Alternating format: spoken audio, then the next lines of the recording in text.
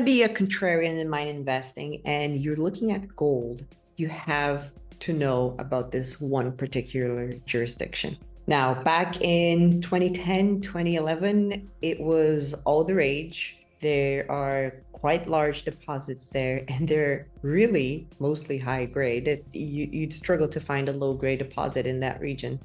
And it has had some level of trouble, enough for it to be kind of forgotten by investors. And now there are companies going in there and actually making a ridiculous amount of cash. Yes, in this market. I am talking about Colombia. You guessed it right. So what has happened in Colombia so far, and where do I see it going? Well, Colombia is a really interesting country where you had for many, many decades a region that had the geology for gold. The locals were involved in very small scale artisanal mining, gold panning, digging with their bare hands kind of things for a long time.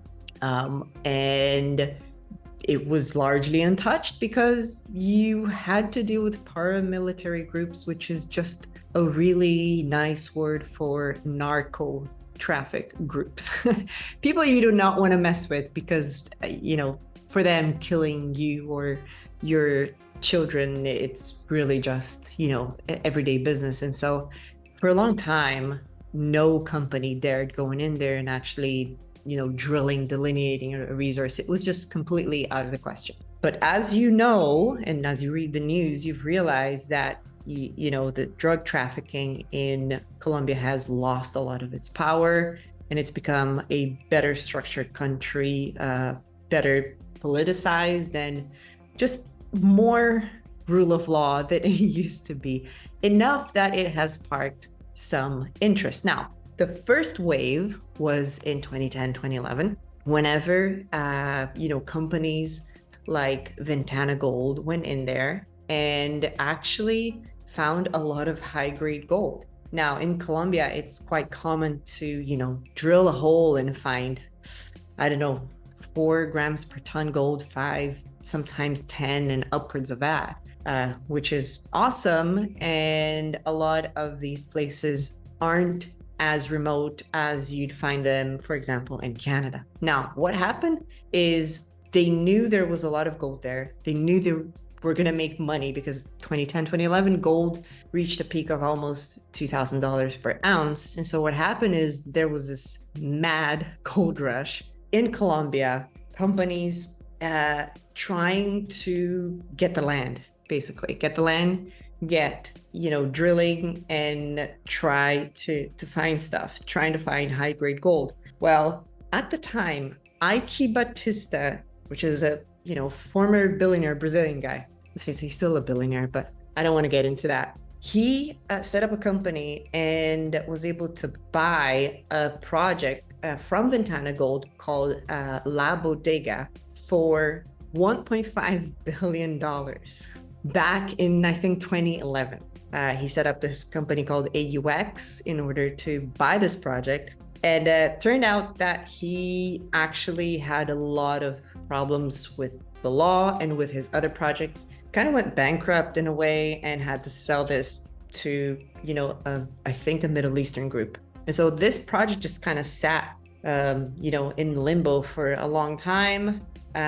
People were really spooked by the fact that, yes, you could go in and try to delineate a resource, but at the same time, there wasn't really a lot of security in going in because a lot of illegal mining was happening. And let me tell you, being from Brazil, when there's illegal mining happening and there is no strong rule of law, you end up in a place where there is chaos and disease and prostitution and drug trafficking and killing for gold and killing for money and killing for land.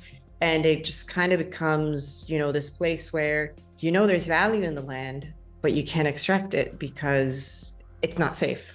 That was a problem in Colombia for some time, even though the gold rush was happening.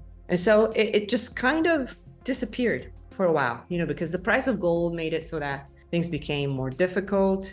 And because, the social situation, social tensions were still there, people kind of forgot about Colombia, right? They moved on to safer jurisdictions. And so you saw, Great Bear find what now we know to be approximately 5 million ounces of high-grade gold in Canada, and being sold, for more than $1 billion whenever they did a few years ago. And something similar is found of higher grade, I believe, in Colombia, and it just kind of sits there forgotten, right?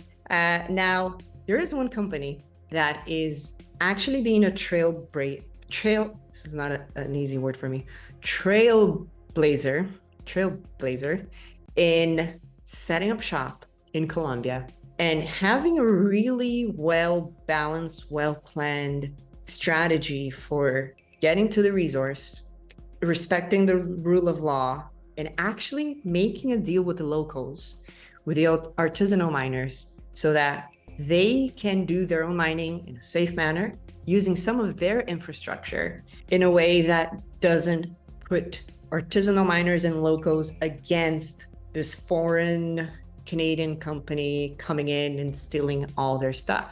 They've been able to do that to a level that I'm actually quite surprised, and it's working really well. The name of this company is Aris Mining, not Iris, Aris Mining. They are making cash hand over fist. They're probably on track to break $300 million US worth of EBITDA in the next 12 months or so, and their market cap is only 350 million US, which kind of makes you scratch your head a little bit, or maybe your beard if you have that. In my case, thank God, I don't.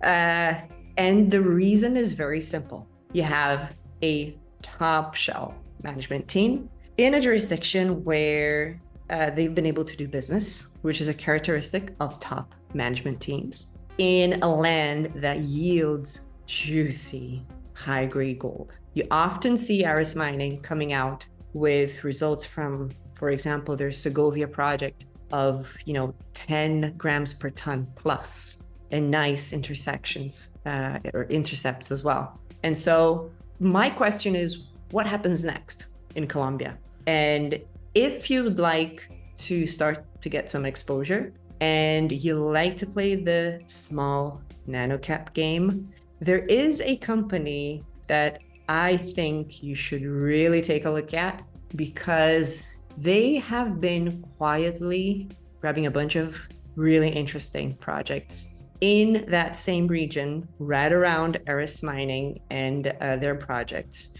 And they're largely unknown, but I think that they're gonna be coming out with news soon that is really gonna move the market in their favor. The reason why I believe this is that I've met with management and they are relentless. They're absolutely relentless.